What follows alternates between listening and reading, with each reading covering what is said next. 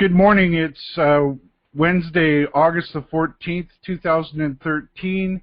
This is the AGORACOM News TV. In this program, we go over various different news releases on a daily basis, trying to find you some really good companies to do your homework on and find winners from those companies. I'm Alan Barry Labucan. I'm the Chief Market Commentator for AGORACOM.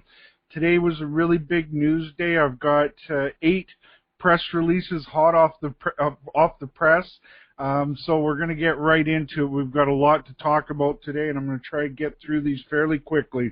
So first of all, I'm going to go through a company called U.S. Silver. U.S. Silver reported their second quarter financial and operational results for the quarter that ended June the 30th, 2013. The highlights are they implemented a previously announced small mine plan in July to lower cash and overall cost at Galena Complex and increase the grade mine in order to be profitable at current silver prices. Replaced extension on existing $7.9 million debt with new 3-year $8.5 million facility provided at a comparable rate. They had strong consolidated silver production of 651,000 ounces for the quarter, a 23% increase over the second quarter of 2012 at a cash cost of $16.67 per ounce, which is a 6% decrease over the second quarter of 2012. Gold production of 1,795 ounces, which reflects only April and May as their Drum Lumen mine operations were suspended on May the 31st, 2013. Consolidated year-to-date production of 1.25 million silver ounces, which is a 16% increase over 2012, and 3,956 ounces of gold. Galena Mine Complex production of 629,227 silver ounces, a 19% increase over the second quarter of 2012. Cash cost $16.41, which represents 20% reduction over the previous quarter and 8% over 2012. Underground drilling in the silver-copper areas adjacent to the Caladay zone has the potential to expand resources on the 4,900 level. They hit some good grades in there. Strike length 112 feet, widths of 11 feet, average grades of 19.3 ounces per ton silver equivalent. Consolidated revenue of $16.9 million, net loss of $8.3, 14 cents per quarter. Revenues of $39.8 million and net loss of $11.7 million for year to date. Galena Complex revenues of $13.5 million, net loss of $2.3 million for the quarter, and the year numbers are $31.1 million, net loss of $200,000 year to date. They have cash and cash equivalents totaling $7.4 million. Darren Blasutti, who is the President and Chief Executive Officer of U.S. Gold, stated, and I quote, "We set out to deliver strong production, increase grade, and reduce costs during the second quarter of 2013. While we were successful on all fronts, the current silver price environment also required us to keep a close eye on our balance sheet and be ready to take quick and decisive action should the price of silver continue to decline. As a result, we were prepared and able to rapidly introduce a small mine plan when market conditions worsen. The plan will allow us to mine profitably at a current silver price and positions the Galena Complex well for an increase in the price of silver," end quote. And that's exactly what I think is going to happen here. Since this quarter ended, the price of silver has been getting stronger.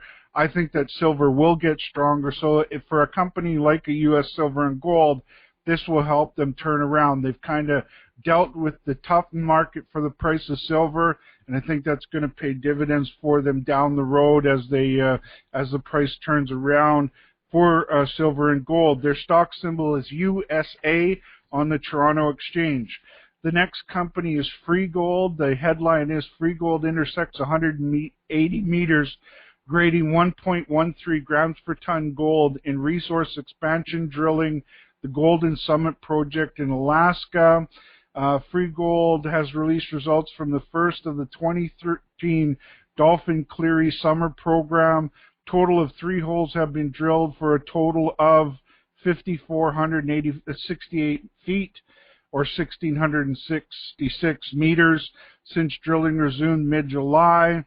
They highlight the highlight again is that hole in the headline. They had an entire hole mineralized for 0.82 grams per ton gold over 1,885 feet, included in that 180 meters grading 1.13 grams. These are some of the highest grade intercepts over a significant interval drilled to date on the project. That hole demonstrates the potential for higher grade near surface mineralization. So they had some very good results from their summer drilling at their Alaska project. I'm going to take a little closer look because those are some pretty thick intersections, and that looks like they've got a high tonnage type target there. The stock symbol is FVL on the Toronto Exchange. The next news release that I have is from Atac Resources. The headline from that news is Atac Resources drills 15.24 meters of 9.83 grams per ton gold at Sunrise Rakla Gold Project in the Yukon. They released the results from the first 7 diamond drill holes completed at the Sunrise Zone, which is located 300 meters east of the Osiris Zone and within the Nadaline Trend at the eastern end of Atac's 100% owned 1,700 square kilometer Rakla Gold Project in central Yukon. The highlights are the Sunrise and Osiris zones coalesce into a large near-surface gold zone. Drilling to date confirms grade, width, and continuity at Sunrise, and Sunrise strength length extended to 200 meters and tested to a depth of 250 meters from surface. There is a quote from their Graham Downs, who's the CEO of Atac, and he stated, and I quote, 2013 drilling at the Sunrise Zone has confirmed grade and continuity of gold mineralization westward, where it becomes the down dip extension of the Osiris Zone. We are very excited about the expansion of the Sunrise Zone and resulting convergence of both zones into a larger near-surface gold zone. Results from the additional Sunrise Zone step-out holes drilled toward and down dip of Osiris will be reported once received and compiled. They also note, or that end quote. They also noted that Sunrise Zone drill hole cross-sections and a plan view can be viewed on the company's website at atacresources.com. So it looks, sounds like what they're having here is they've had a couple zones, one higher, one lower. They're kind of coming together, which is very good for their prospects of this project turning into a mine. I've been watching the project for a long time. I think that this is very good news for the company. What they talk about, the drill hole cross sections and plan view, you can get a view from looking down and see where they've drilled the holes, and then when they take the cross section, it's like taking a side view where you can see from the surface down how they're hitting the gold in their drilling. So that will help you sort of get a three-dimensional interpretation of what the body looks like, and I'll definitely be going to look at that and do more homework on this. This is quite good news for Atac. Their stock symbol is ATC, and they trade on the Venture Exchange. The next company I want to talk about is Sierra Metals. Sierra Metals drilling identifies a wider, high-grade silver, zinc, lead ore body at the Cachi mine in its Yuracocha operations in Peru. Drilling at Sierra Metals' Yuracocha mine in Peru has discovered high-grade silver, lead, zinc mineralization at the It's either Chachi. My Spanish isn't very good. Located immediately north of the central mine area. The positive results of this drilling demonstrates additional potential economic polymetallic mineralizations occurs within the Yaracocha fault zone along strike from the main mine area. Highlights from the drilling: one of their holes cut 5.6 meters of true width, averaging 199 grams per ton silver, 6.44% lead, and 19.93% zinc in the Elisa body. There had another hole with 4.6 meters of true width, averaging 226 grams per ton silver, 18.16% lead, and 19.42% zinc in the Escondida body of the Cachi mine. Mineralization remains open to depth. There was a quote from Daniel Talicia, the company's president and CEO, and he stated, and I quote, "These results support our prediction that additional high-grade ore occurs along the Yaracocha fault, an area that is essentially unexplored." The significance of this discovery is that the drilling has transformed expectations of the Cachi ore body from a small one to a more important one, whose higher grades could increase the average head grades fed to the processing mill while replacing reserve depletion from the other Cachi ore bodies. This discovery also opens a new area of exploration focus at the mine. High-grade discoveries at Yaracocha in the past have been key drivers for the mine's strong profit margins. We intend to continue drilling this area to demonstrate that the Yaracocha mine has an extensive mine life before it. End quote.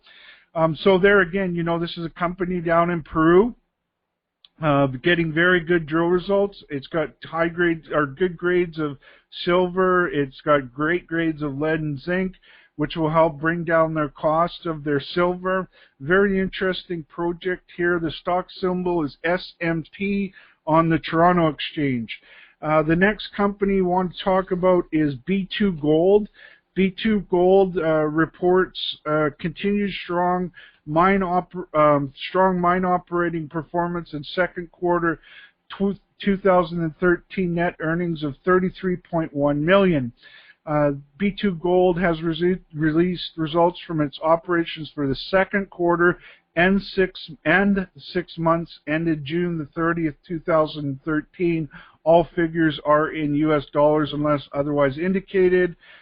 Second quarter 2013 results highlights include net earnings of $33.1 million or 5 cents per share, cash flow from operating activities before changes in non-cash working capital of $31.5 million, an increase of $3.7 million over the second quarter of 2013, adjusted net earnings of $7.7 million, which is 1 cent per share, gold revenue of $122.6 million, an increase of $65.3 million from the second quarter of 2012, gold sales of 86,239 ounces, record attributable gold production of 82,083 ounces, consolidated operating cash costs of $732 per ounce of gold compared with the budget of $745 per ounce,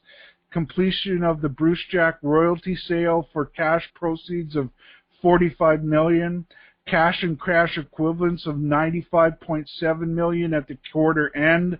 The company has reviewed the carrying value of its long-lived mining assets at June 30th and based on a long-term gold price of $1,350, concluded that no write-downs are required. And then there's some very good numbers in the 6 months year-to-date highlights. You can find that in the press release. They did some their outlook.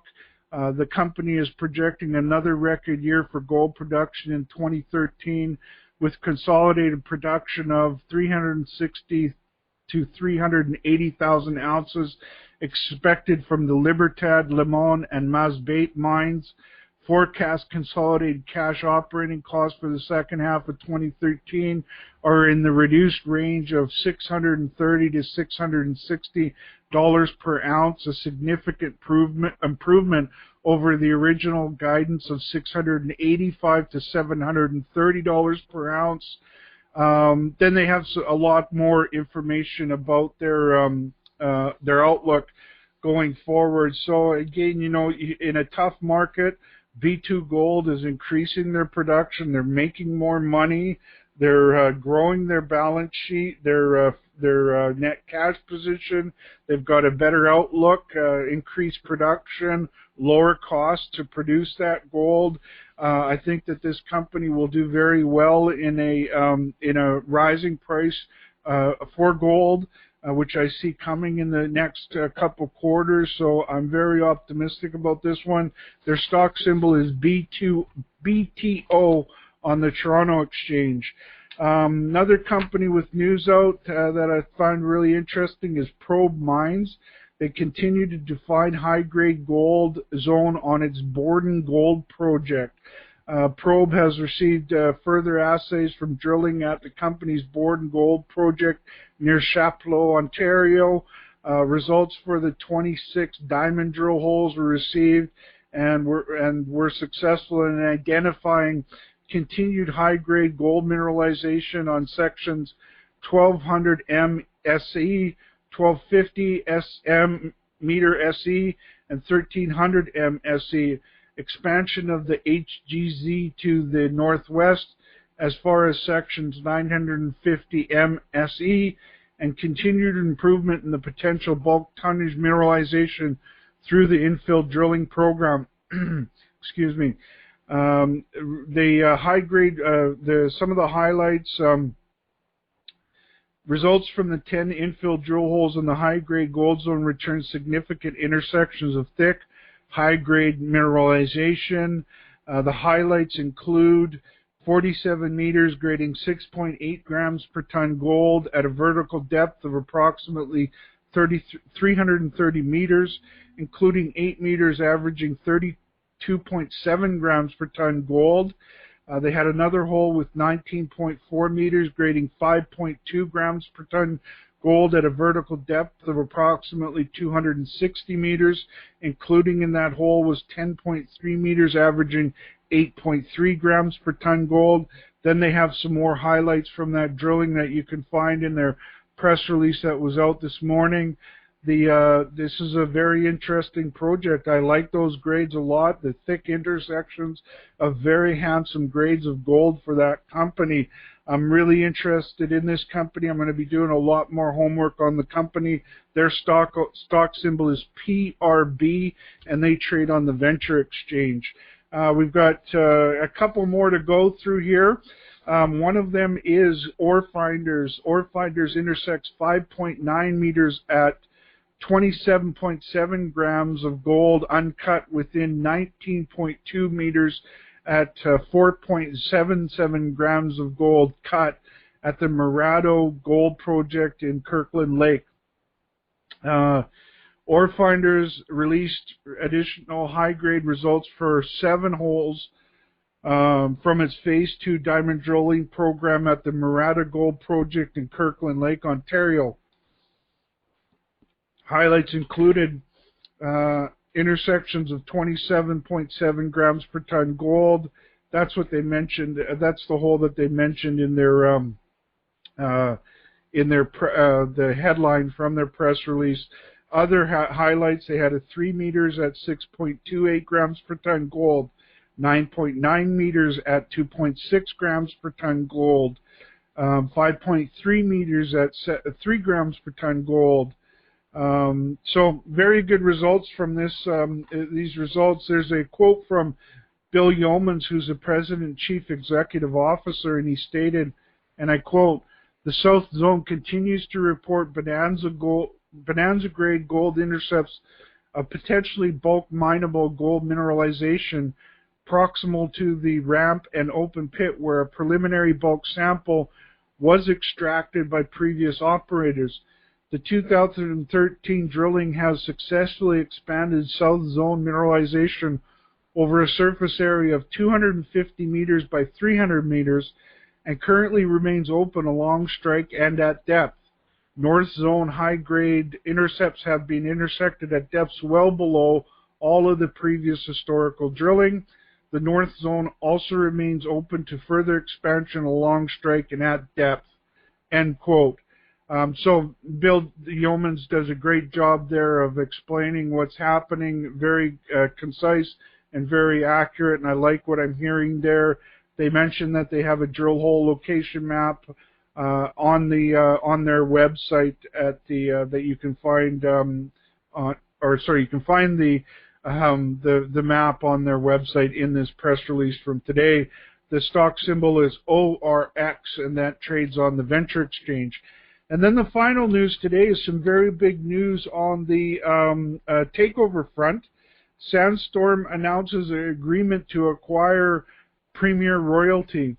Sandstorm Gold and Premier Royalty entered into an arrangement agreement pursuant to which Sandstorm will acquire 100% of the outstanding common shares in the capital of Premier Royalty, other than the common shares of Premier Royalty currently owned by Sandstorm, by way of a plan of arrangement under Section 182 of the Business Corporations Act, Ontario.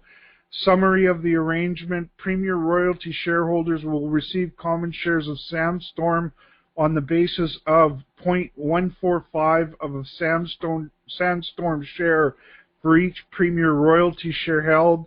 The arrangement values the Premier Royalty shares at approximately 89 cents Canadian per Premier Royalty share, which represents a premium of 16% to the 20-day volume-weighted average trading price of the Premier Royalty shares on the Toronto Stock Exchange of approximately 77 cents. Based on Sandstorm's closing share price on August 13th, the total value of this transaction would be approximately Canadian 28.3 million. They have plenty of details. It looks like they've got support from the board of both companies. You can find that in the press release.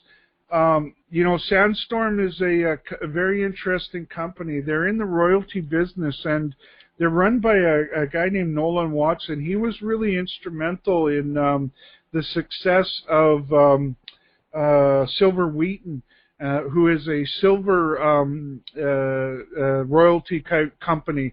And now he's been building up this gold-focused Sandstorm Gold. He's also got another company that I think I just talked about on yesterday's news show called Sandstorm Metals and Energy. But Sandstorm Gold is a gold-focused royalties company.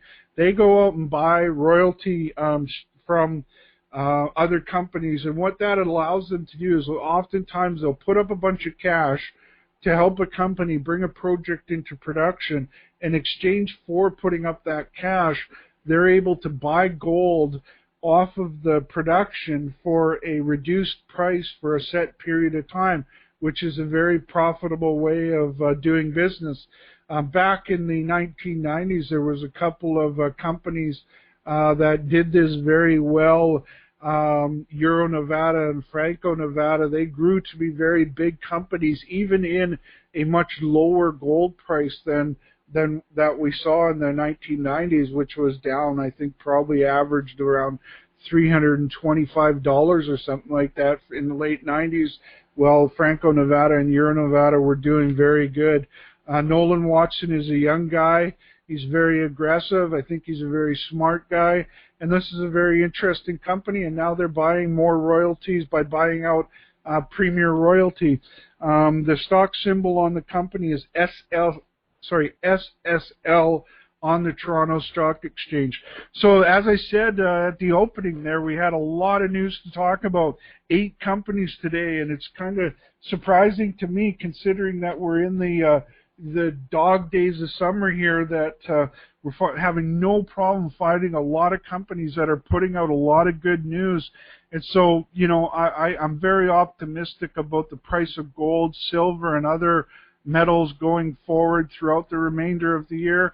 And I think that it's a great time for investors to be looking at these news releases, trying to find really good companies that are trading at bargains, because I think that the mining stocks are even more beaten down than the price of commodities. And as the price of the commodity metals get stronger, I think that these companies will perform very well also.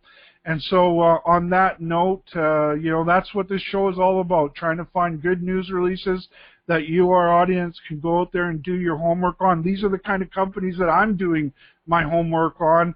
And don't forget to join us at the end of the week show, because at the end of the week show, I take all the press releases that I talked about on the daily shows and try to find the best of those for you. So on that note, before closing, I wanted to remind you that it's important for you to do your homework and speak with your financial advisors before making any investment decisions. We'll talk. Have a great day, and we'll talk to you tomorrow.